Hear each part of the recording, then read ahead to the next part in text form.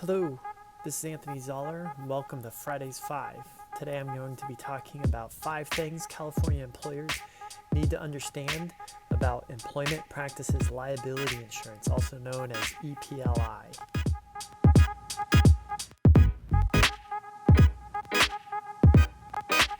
So first, to start off with, what is EPLI insurance? So it's Employment Practices Liability Insurance. And generally, it's intended to cover claims against the employer made by any of its employees or prospective employees or former employees for any kind of employment-related claim that arises out of their work. 2, what does EPLI insurance usually insure for? Normal policies that the insurance companies usually issue insure business owners and companies against claims made by the employees for some examples are like wrongful termination, discrimination, harassment, and invasion of privacy. So your typical employment-related claims are generally covered by the EPLI insurance policies. Number 3, though, what does EPLI insurance policies not insure for? And I think it's really important for employers to understand that this is not an end-all insurance policy for any kind of employment claim. It's not going to cover everything. A big exclusion that most insurance companies normally have, I actually haven't seen an insurance company offer coverage for class action liability. So class actions are usually excluded under the EPLI policy. But there can be a provision in an EPLI policy that allows for defense costs to be paid up to a certain amount. Sometimes you see it up to about $100,000. And having that $100,000 covered by the insurance company can help a company a lot in defending a wage and hour class action. But it's important to note that the underlying liability is usually not covered by the EPLI policy. And also, under California law, insurance policies cannot cover intentional acts. So if it turns out to be an intentional act like discrimination or harassment or something like that, it's potentially excluded under the EPLI policy and won't be covered. So it's important that employers, when they do purchase the policy or are considering policies, understand what may be excluded, what is excluded, and really go into that with their eyes wide open. So number 4, what are some issues that arise between the employer and the insurance company?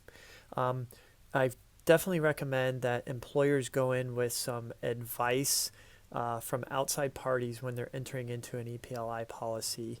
I recommend that the employer, if it's important for them, they need to choose or have the ability to choose their counsel. If they do get sued under the policy, normally the insurance company will appoint designated defense counsel to defend the company. And this is counsel that the insurance company knows and has an existing relationship with. But the drawback is the employer doesn't know or have that existing relationship with the defense counsel. So the defense counsel might have to learn the industry from scratch and really get up to speed about the employer's policies from scratch. So if you have a lawyer, an employment lawyer that you work with routinely, it's important that you go in and negotiate to have that lawyer designated as your defense counsel should there be a claim under the policy that arises. And also, it's important that employers understand that oftentimes these policies will have a provision that if the insurance company says we want to settle the case, the insured, the company, has to agree to settle the case. Then sometimes there's conflict of interest. The insurance company wants to settle the case to stop the litigation and stop paying fees and get it resolved, but the employer sometimes does not want to settle the case to set a bad precedent, and word on the street might be out that an employee can sue and they get a big payout, and the employer wants to defend against that reputation. So there's a conflict sometimes that arises there, and employers need to understand what their rights are in those circumstances under the EPLI policy. Another issue that they need to be aware of. Now, number 5, is an EPLI policy insurance right for all employers?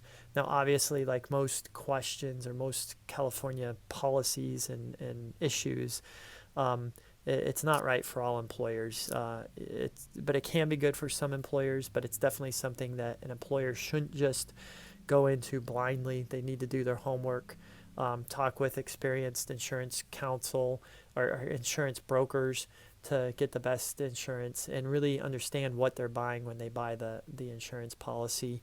And it's also good to talk to an employment lawyer and get their feedback on the policy before they get into it, so that these issues are not a surprise and you think you've got coverage for example, a class action, but when you actually get sued in a class action, the insurance company informs you that you don't have that coverage. It can be a really eye-opening experience, and it's important that employers understand what is covered and what is not covered by these policies in advance. So that does it for today's Fridays 5. If you have any questions, please feel free to reach out to me, and have a good weekend. Thanks.